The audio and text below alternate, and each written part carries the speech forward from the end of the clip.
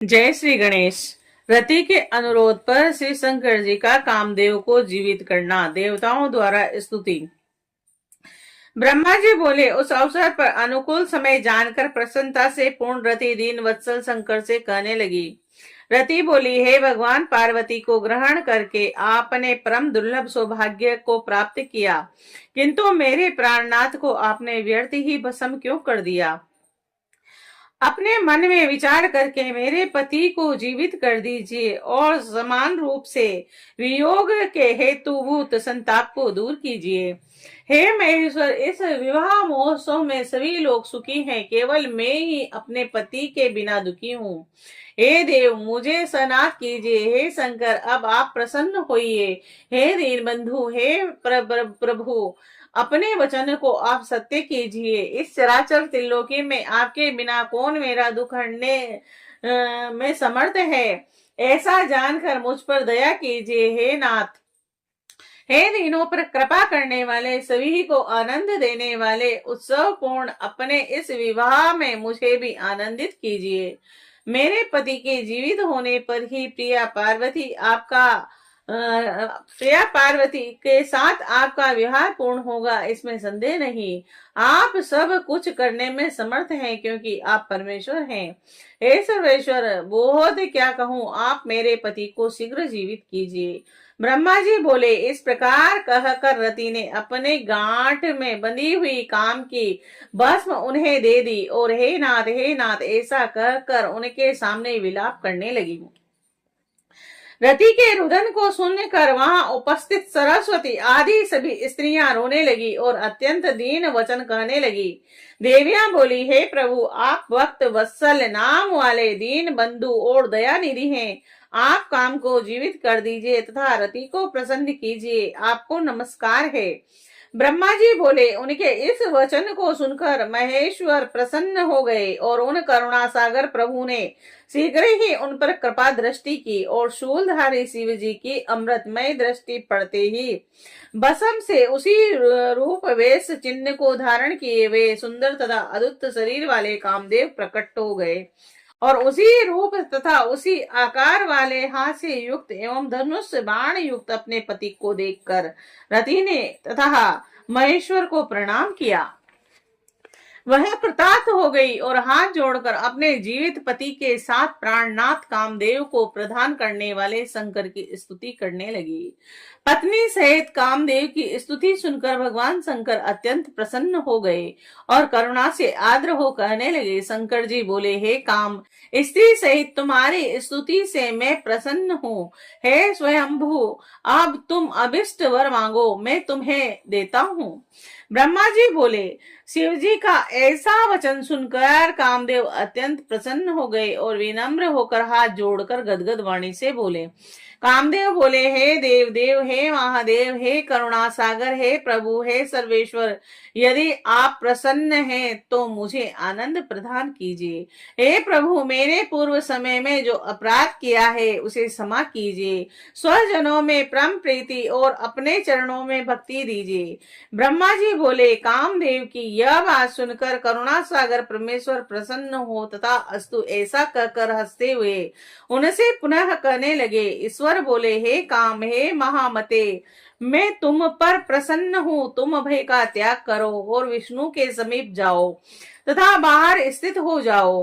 ब्रह्मा जी बोले, यह सुनकर वह कामदेव सिर झुकाकर प्रभु को प्रणाम करके परिक्रमा कर उनकी स्तुति करते हुए बाहर जाकर विष्णु तथा अन्य देवताओं को प्रणाम कर उनकी उपासना करने लगे। देवताओं ने कामदेव से संभाषण कर कल्याणकारी आशीर्वाद प्रदान किया और इसके बाद प्रसन्नता पूर्वक शिव जी का हृदय में स्मरण करके वह विष्णु आदि उनसे कहने लगे।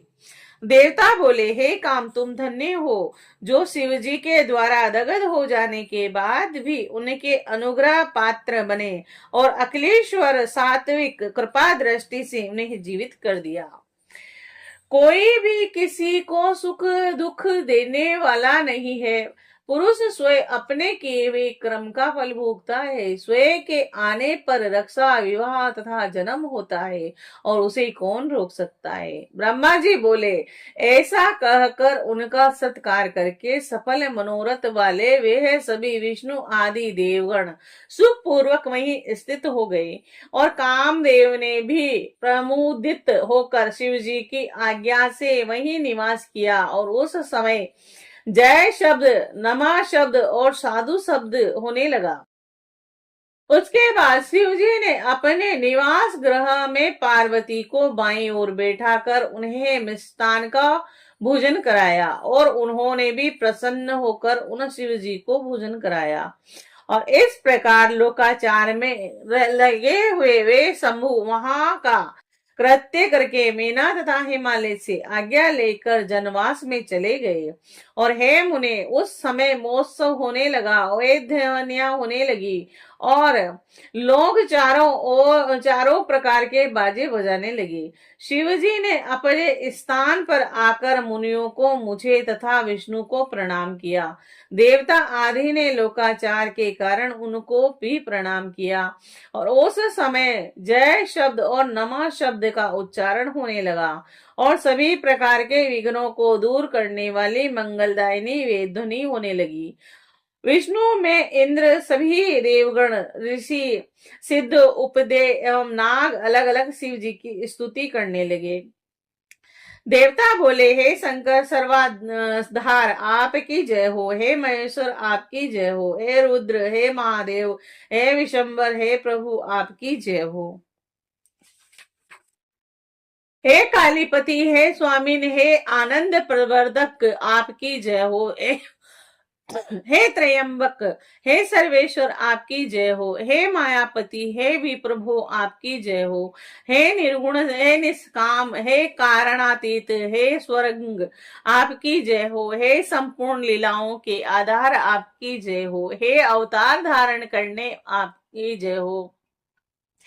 अपने भक्तों की कामना को पूर्ण करने वाले हे करुणा सागर आपकी जय हो। हे आनंदमय, हे सुंदर रूप वाले आपकी जय हो। हे माया से सगुण रूप धारण करने वाले आपकी जय हो। हे काली के शिव आपकी जय हो। हे मुंड सर्वात्मन, हे दीन बंधु, हे दया निधि आपकी जय हो। हे अविकार, हे माहेश, हे वाणी तथा मन से अतीत रूप वाले आपकी जय हो।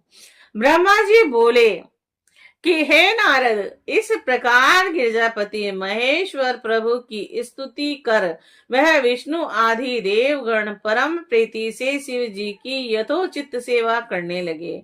और हे नारद, तब लीला से शरीर धारण करने वाले महेश्वर भगवान शंभु ने उन सब को श्रेष्ठ सम्मान प्रदान किया। हे तात, इसके बाद वे विष्णु आदि सभी लोग महेश्वर की आज्ञा प्राप्त करके अत्यंत हर्षित, प्रसन्न मुख तथा सम्मानित होकर अपने अपने स्थान को चले गए।